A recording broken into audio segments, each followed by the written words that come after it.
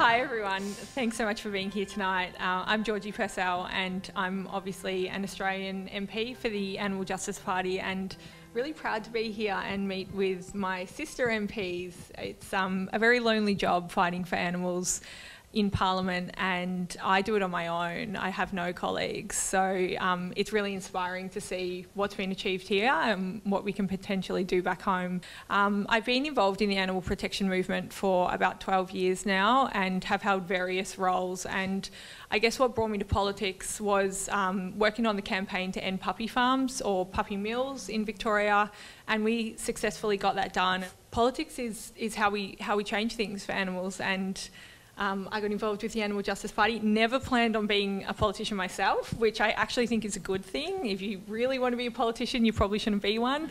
And you know, why didn't you want to go into politics in the first place?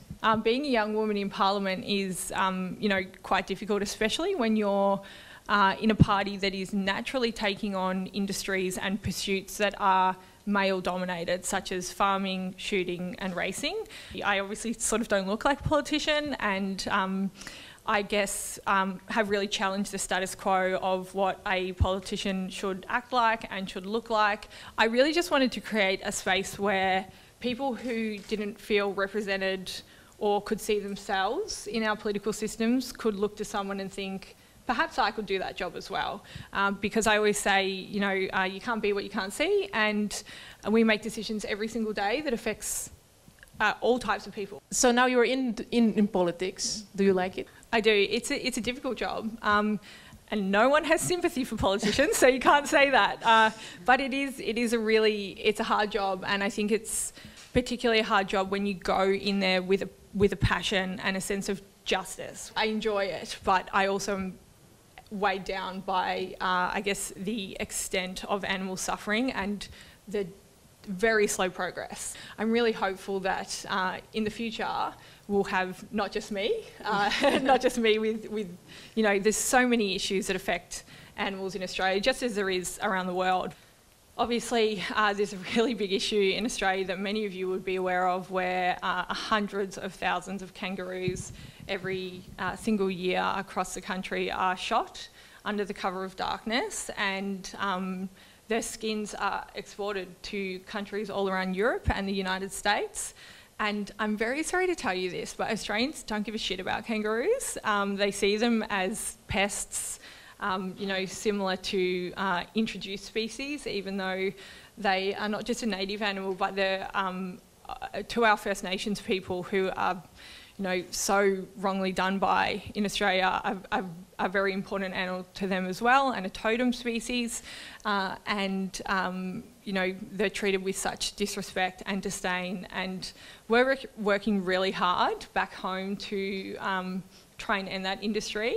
But it's an uphill battle with Australian politicians, because the kangaroo industry has been so successful at demonising them. So we know the solution is you guys, and if we can stop the export of their skins, it makes the industry unviable. And people come to Australia to see kangaroos, and then they get there and they're horrified by how we're treating them. People just have no idea, and it's because the industry is so deceptive, and we're working really hard to change that. I work really closely with wildlife rescuers in my electorate. We have so many incredible wildlife carers and shelters, and they are bringing in animals quite regularly who have gunshot wounds, who have been shot for the purposes of their skins and their meat. Perhaps what's most tragic about this industry is it orphans a lot of joeys, and the recommended form of dispatch by the kangaroo shooting industry is blunt force trauma, and many shooters will pick them up by the legs and hit them over a tow bar of their car, and we're actually finding that even some kangaroo shooters won't do that, so they'll hand them over to wildlife carers, and these wildlife carers will spend up to a year or even 2 years, depending how old they are, caring for these animals with their own money and heaps of time, and then they'll release them back out into the wild and they'll be shot. Wow. And it's just dreadful. Kangaroos are not really protected anywhere in Australia. Yeah. you have cats as well, right? I've got 4 cats. Okay. Yeah. Maybe tell me about your cats and then what you in Australia do with those if cats. I tell you about my cats, we're going to be here till the Q&A ends, so I'll keep it brief. So I've got 4 cats. One Stanford, Alice, Kitty, really original, and Clementine. And yeah, they're my little babies. So Australia really, just like kangaroos, demonises cats, and we do have a lot of cats that are what we call them semi-owned, or community cats, which means they don't really have a set owner, but they'll often, live on a street where multiple people will care for them. And the best thing that you can do to reduce cat populations is to stop them from breeding. So instead, they let them breed and shoot them. Or recently, we have this development where the government has made AI robots where a cat will walk into a box, the box will identify they're a cat, and then they'll spray them in the face with poison. It's an awful poison. You guys might not even know it exists because it's illegal here. It's called 1080 poison, and it's illegal everywhere around the world except for Australia and New Zealand. It was actually made as a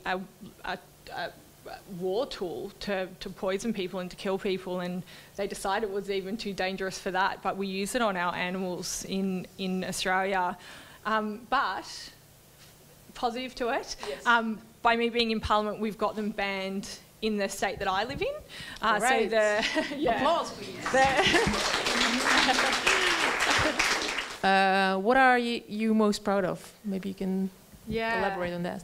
So one of the things I'm most proud of recently is we had a horrific investigation by undercover investigators in Australia, in the state that I live in, of 3 slaughterhouses where pigs were being stunned with CO2 gas, which is pretty routine procedure around the world, and so many people are unaware that it's happening. So the footage was so horrific that we were able to establish a parliamentary inquiry out of it, which coincidentally goes to the committee that I chair. So I got to chair the inquiry, and we got a number of really great recommendations out of it.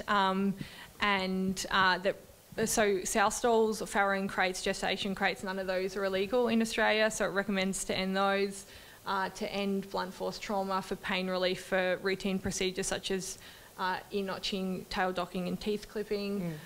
So that's probably the most recent thing that I'm proud of, and the government has to respond in 3 months. But also heaps of work in the greyhound space. Greyhound racing is, like, Australia loves animal racing. So coming to places like here where it's not really a thing is really interesting. We get a public holiday for a horse race. So we're fighting really hard to end greyhound racing, and horse racing is much bigger, but we're taking that on as well. I have quite a few animals myself, so I've got my 4 cats, and then I've got my 3 dogs, and then I've got my 3 horses, and I've got my 15 sheep. And they give me hope as well, because they're the perfect, I guess, combination of, they help me switch off when I go and spend time with them, but they also remind me with their lives and their own autonomy of the lives that I want for all animals. So reminds me to keep on fighting. The movement for animal justice is a global one, and we can't look at it from a local perspective. We can't look at it from the way that we just do things at home. It's about the way that we work together, and we are so much stronger together, and we become a louder voice that is impossible to ignore. So the more people around the world who can do this work and are able to do this work, even though it can feel like really, really hard and really, really challenging at the start, which it was for us in Australia at one point. I never thought that I would be here today as a Member of Parliament for animals. That just seemed completely outrageous to me only a number of years ago, and it's happening. So the more of us that join together, we become a powerful force for good and a louder voice for good, and can achieve really, really big things as a global movement around the world.